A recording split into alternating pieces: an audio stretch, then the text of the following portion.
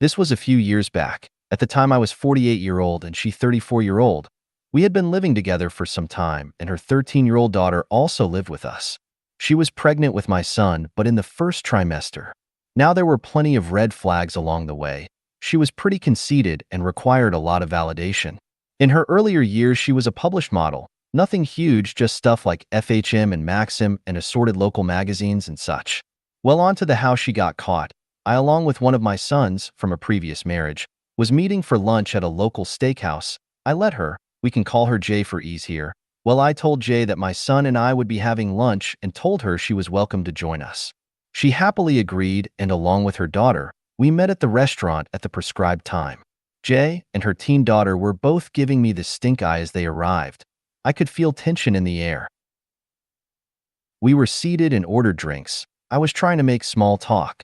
Jay was seated across the table rather than next to me, and she was glaring at me. Finally, with the urging of her daughter, she asked, "Is there something you would like to tell me?" I was looking her over and her daughter. Their body language was telling the story. They thought they had some smoking gun and were employing all the dramatics. The problem was I had nothing to confess, and now I had to pry their suspicions out of them. For some quick background, big red flag.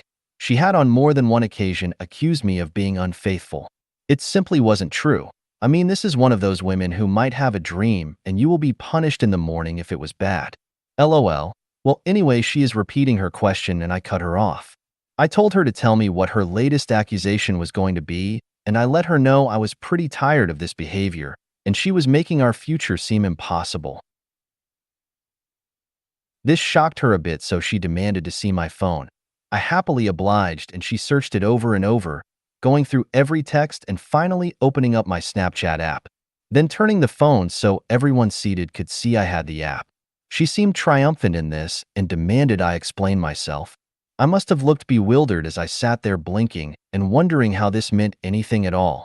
Jay went on a dissertation about how Snapchat was for cheating and I had no business having an account. Her daughter, you see, discovered I had the account. Or so they anyway. I am still blinky and have added subtle head shaking to my response.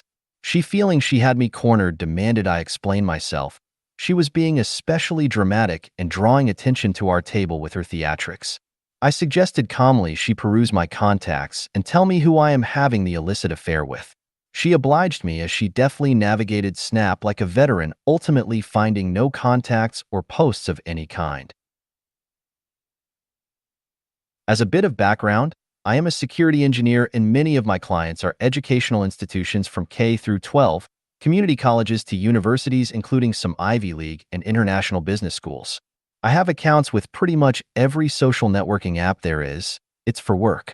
It often falls to be to ensure they work, or they are metered or outright blocked on various campuses depending on the age group of the attendees. So yes, I have these apps because it's really convenient to just whip out a tablet or phone to test my work. Now my son knew this, and he burst out laughing at the accusation and the ignorance of her assumption. Before I could say a word to defuse the situation, he jumped in and set her straight. I calmed him down and we both chuckled at it. Jay and her daughter weren't convinced and pressed only to be silenced as I raised my hand in a gesture for the check. I told her I invited her here for a nice lunch, and she and her daughter have ruined it over their crazy accusations. I was leaving, they ruined the meal, and when I got home we could address her concerns privately and calmly. After paying the bill, I got up and my son and I began leaving. She got pretty pissed and she followed us out yelling we aren't through with the conversation. In the parking lot, I demanded she let me go through her phone. She shrieked that I wasn't going to make this about her. I needed to answer her questions. I pointed out that both her and her daughter have the app they are saying is only for cheaters, and I want to view them now. They both went white and she repeated I am not going to blame shift. I responded by saying she either let me view her phone or she packed her things and we were through. She turned on the waterworks and began crying that she was pregnant with my child. How dare I accuse her of anything? Her daughter screaming while my son just smirked and taunted them both. I instructed my son to make sure they didn't do anything in my house, and I had to go back to work and left. My son was 17 and a senior in high school. The school year had just ended, so I let him drive one of my cars and he raced them to the house and got there first according to him, taking the better spot in the garage. My son said they spent the next hour or more locked upstairs in the daughter's room, and when she came out, Jay was trying to act like everything was okay and asked my son what he wanted for dinner. I am sure it will not be a surprise to anyone, but when I got home, Jay apologized for her outburst and promised it was just hormones, that she should never treat me like, and then handed me her phone and said I was allowed to look it over anytime I liked, that she trusts me and wants me to trust her. I went to my home office and set the phone on my desk, logged into my PC, and checked my email. She was hovering and asked if I was going to look at it. I said I would in a bit, but had to wrap up a couple things, then asked if she needed right away. She smiled and said, "Take your time." Now, as I mentioned, I am a security engineer. As soon as she left, I looked at her phone that had just been factory reset and had a couple dozen sub-1-minute calls to assorted friends and some banter text messages from a few of her friends. Shockingly, all of them in the last few hours to appear that the phone has been used regularly. I installed a Big Brother app on her phone and put it in the same spot on my desk. Maybe 30 minutes later, she came and checked on me. The phone was sitting there seemingly untouched, and she asked if I had gone through it. I told her no, I was still working, but she could take it if she liked. I am just too busy right now to go through it. Well, to just cut to the chase, I monitored her activities closely for the next few weeks, and yes, she was cheating, worse with more than one guy. I confronted her with the evidence, for which she called the police on me for violating her privacy. The police came, and she put on quite the show.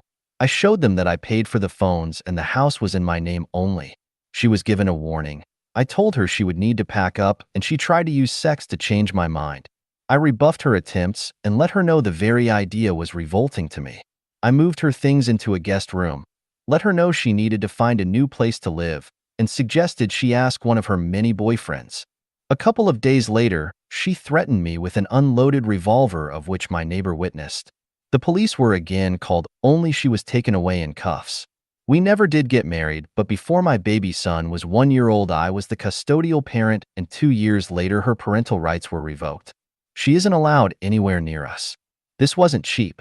It cost me over $300K, but while painful, well worth it to ensure my son has every opportunity for a good life. The sister has tried to connect a couple of times with no result. There was a lot more drama on her part, to be sure, but these stories have to be kept to a reasonable length. I'll add this one thing though. Jay never broke my heart because I just couldn't give it to her. I was only going to marry her because of the baby. Yes, this is a bad idea, but I am old-fashioned and wanted my son to grow up in an intact home.